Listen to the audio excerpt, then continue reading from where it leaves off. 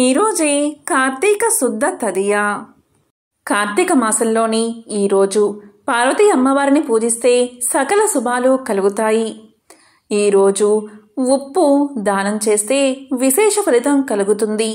మరి ఎంతో పవిత్రమైన విశేషమైన ఈ కార్తీక బహుళ తదియ రోజు పార్వతీదేవికి సంబంధించిన ఈ కథలను విన్నా, చదివినా, చెప్పినా, వినిపించినా సకల శుభాలు కలుగుతాయి.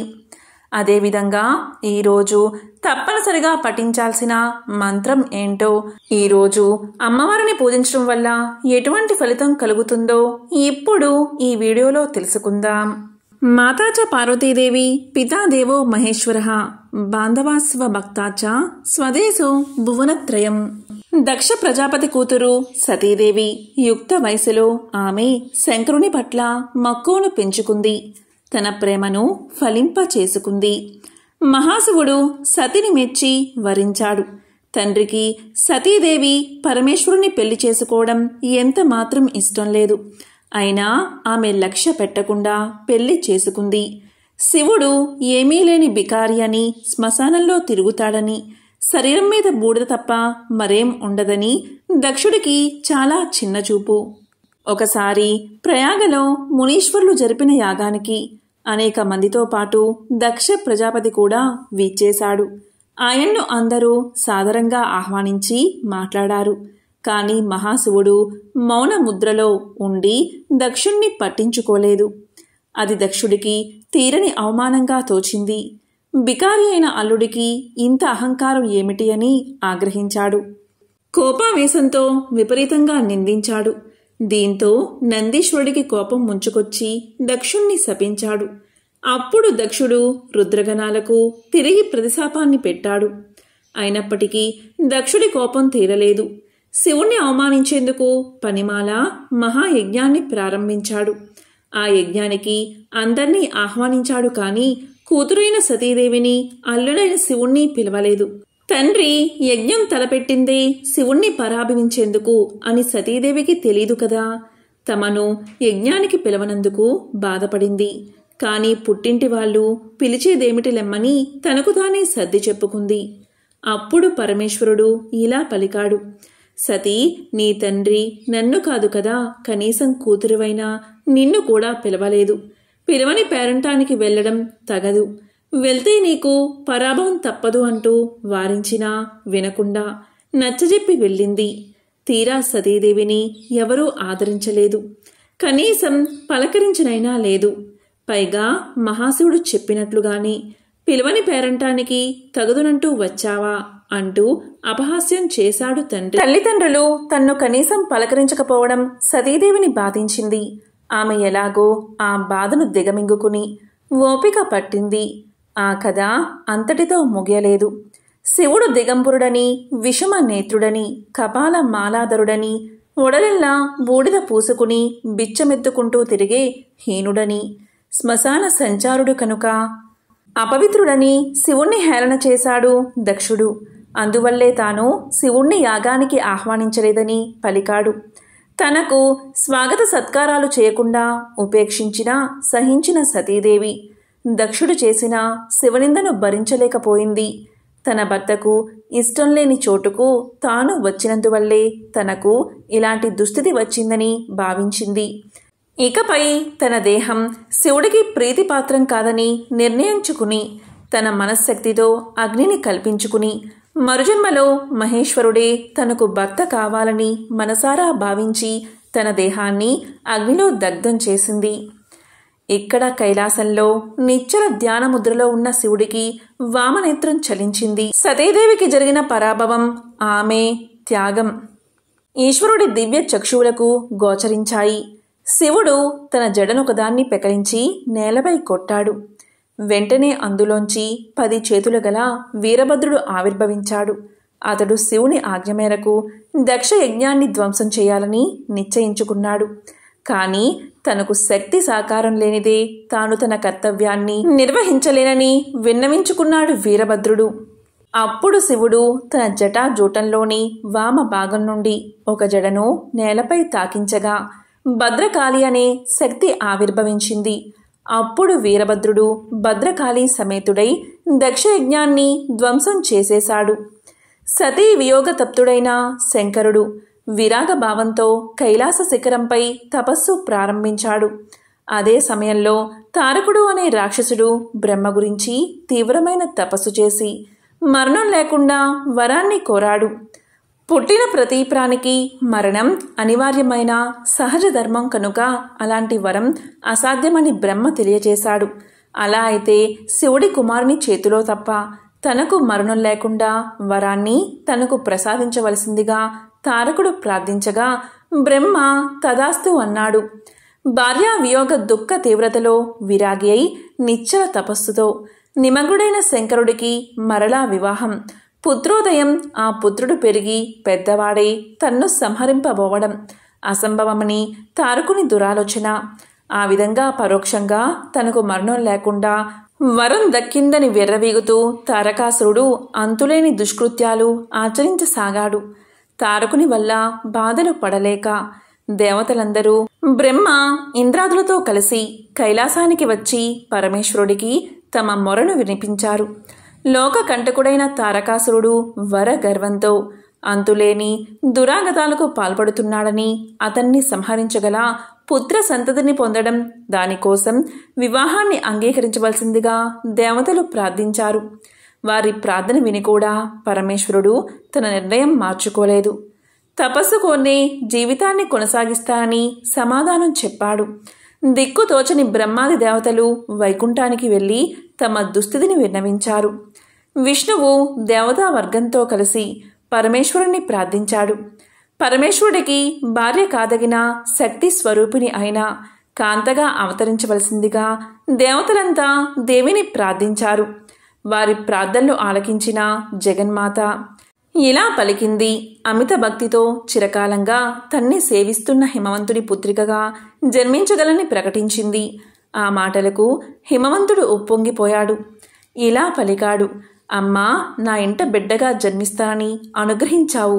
అయితే బిడ్డగా జన్మించిన నిన్ను నేను అర్థం చేసుకుని తగిన విధంగా ప్రవర్తించగల వివేకాన్ని ప్రసాదించు తల్లి అని హిమవంతుడు దేవిని ప్రార్థించాడు. అంతటా ఆమె హిమవంతుడికి భక్తి, జ్ఞాన, వైరాగ్య, యోగ సాధనాలను వివరించింది. ఈ ఘట్టం దేవి భాగవతంలో 7వ స్కందంలో 9వ అధ్యాయంలో 438 శ్లోకంలో దేవీ గీతాలుగా సాధకుల సౌకరార్థం వెలువడింది. దేవీ గీతాలో ఆ తల్లి తన తత్వాన్ని ఇలా వివరించింది. ఓ పర్వతరాజా, ఓ దేవతలారా, ఈ సృష్టికి పూర్వం అద్వితీయమైన ఆత్మస్వరూపినిగా నేనున్నాను. సచ్చిదానంద రూపంతో సర్వత్రా వ్యాపించి ఉంటాను. సర్వకాలాల్లో సర్వ వస్తువుల్లో శక్తి రూపంగా వ్యాపించి ఉంటాను. అగ్నికి వేడిని, సూర్యుడికి వెలుగుని, చంద్రుడికి వెన్నెలా ఉన్నట్టు నాతో మాయాశక్తి అభిన్నమై ఉంటుంది. నన్ను భక్తి శ్రద్ధలతో అర్చించి నా నిజరూపాన్ని దర్శించవచ్చు. దీక్షతో కర్తవ్యాన్ని నిర్వహిస్తూ సర్వకర్మ ఫలాలను నాకు సమర్పించి నా అనుగ్రహాన్ని పొందవచ్చు అని పలికి తన విశ్వరూపాన్ని దేవతలకు దర్శింపచేసింది అమ్మవారు. హిమవంతుడు, దేవతలు దేవి విశ్వరూపాన్ని చూసి ఆనందించారు. త్రిమూర్తులను, ముగ్గురమ్మలను, సూర్య చంద్రులను, నక్షత్రాలను, పశుపక్షాది సమస్త ప్రాణి సముదాయాన్ని, బ్రహ్మాది స్తంభ పర్యంతం గల సమస్త విశ్వాన్ని ఆ విశ్వరూపంలో సందర్శించారు. ఆ శక్తి యొక్క విశ్వరూపానికి సత్యలోకం శిరస్సు, సూర్య చంద్రుడు నేత్రాలు, దిక్కులే చెవులు, వేదాలు ఆమె వాక్కు, వాయువే ప్రాణం, విశ్వమంతా ఆమె హృదయం, ఆకాశమే నాభి, జ్యోతిర్మండలమే ఆమె వక్షస్థలం, మహర్లోకం కంఠం, జనలోకం ముఖం, తపోలోకం ఆమె లలాటం, ఇంద్రాదులు భుజాలు, అగ్నయే ఆమె నోరు, మృత్యువే ఆమె కోరలు, సముద్రాలు ఆమె కుక్షి, పర్వతాలు ఎముకలు, నదులు నాడులు, వృక్షాలన్నీ కేశ సముదాయం, మనస్సే చంద్రుడు, విజ్ఞానమే విష్ణువు, ఆమె అంతఃకరణం రుద్రుడు. ఈ విధంగా సర్వవ్యాపకమైన సర్వరూపాల్లో ఉన్న ఆ దేవి విశ్వరూపాన్ని వారంతా దర్శించారు. ఆ తరువాత ఆమె హిమవంతుడు కోరిన యోగ విధానాన్ని వివరించి అంతర్ధానమయ్యింది. హిమవంతుడు తన జన్మ చరితార్థమైందని సంతోషించాడు. పరమేశ్వరుడికి అర్ధాంగి కాదగిన కన్యగా శక్తి స్వరూపిణి అవతరించబోతుందని విని తమ కష్టాలు గట్టెక్కగలవని, తారకాసురుని పీడ త్వరలోనే విరగడ కానున్నదని భావించి దేవతలందరూ ఎంతో ఆనందించారు.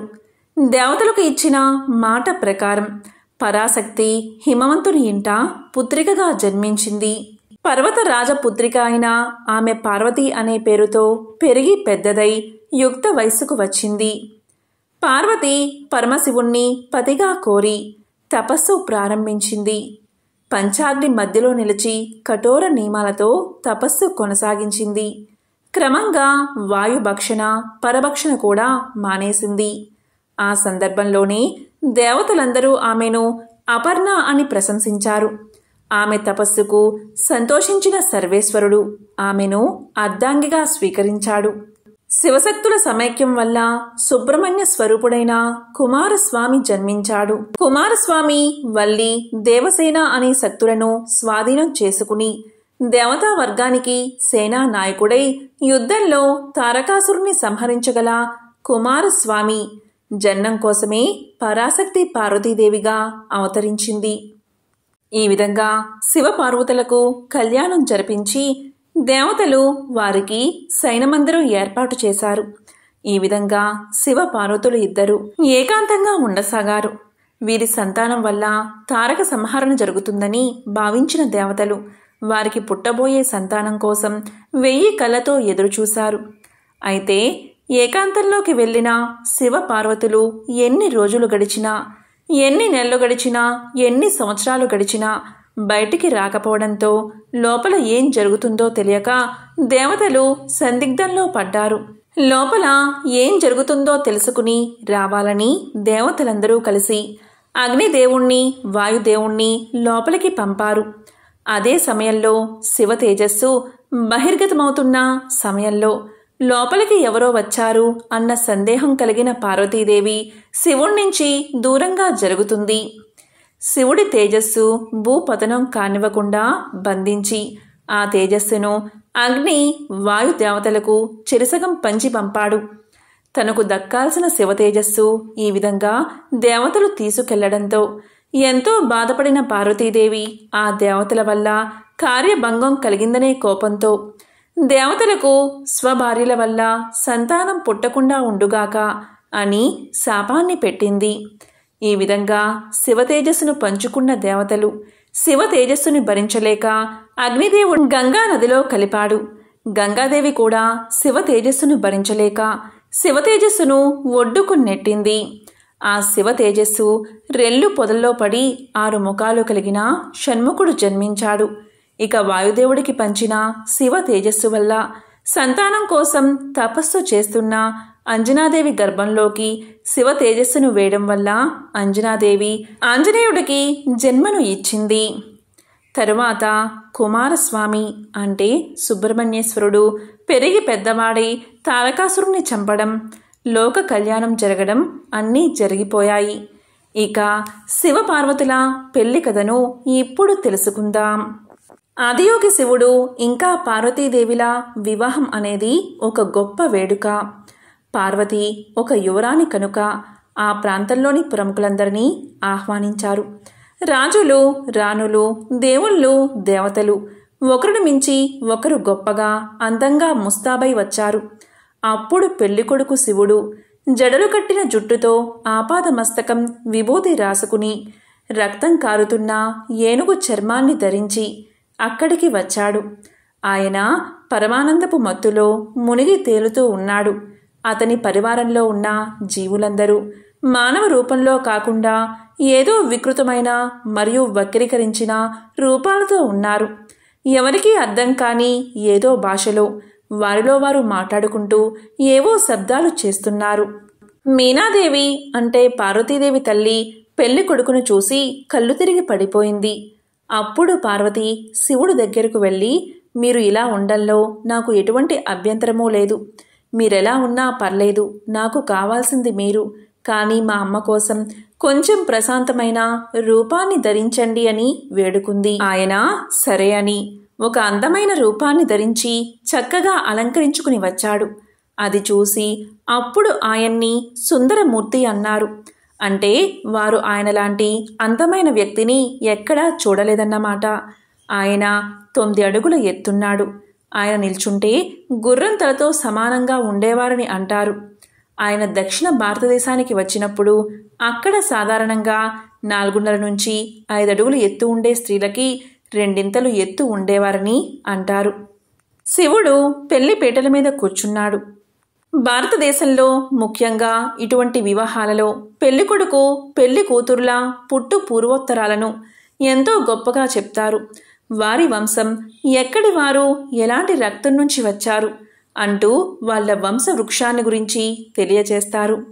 పెళ్లికూతురి విషయానికి వస్తే ఆమె తండ్రి హిమవంతుడు, హిమాలయ పర్వత ప్రాంతాలంటికి రాజు. వధువు యొక్క వంశం గురించి చాలా అద్భుతమైన విషయాలు చెప్పారు. మరి ఇప్పుడు పెళ్లికొడుకు సంగతేమిటి అని అడిగారు. శివుడు మౌనంగా అలా కూర్చుని ఉండిపోయాడు. ఆయన ఏమీ చెప్పలేదు. పోనీ అతని పరివారంలో వారి భాషను అర్థం చేసుకోగలిగిన వారు కూడా ఎవరూ లేరు. వారిలో వారు అర్థం కాని శబ్దాలు చేస్తున్నారు. పెళ్లి కూతురి తండ్రికి ఇదొక అవమానంగా అనిపించింది. పుట్టు పూర్వోత్తరాలు లేని వ్యక్తి నా కూతుర్ని ఎలా పెళ్లి చేసుకుంటాడు? ఆయన ఎక్కడివాడో ఎవరికీ తెలీదు. ఆయన తల్లిదండ్రులు ఎవరో తెలీదు. ఏ వంశమో తెలీదు. ఈ వ్యక్తికి నా కూతుర్నిచ్చి ఎలా పెళ్లి చేయను అంటూ కోపంతో లేచాడు.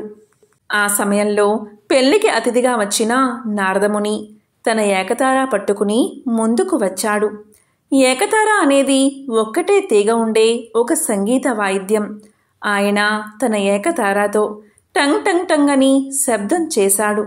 రాజుకు మరింత కోపం వచ్చింది.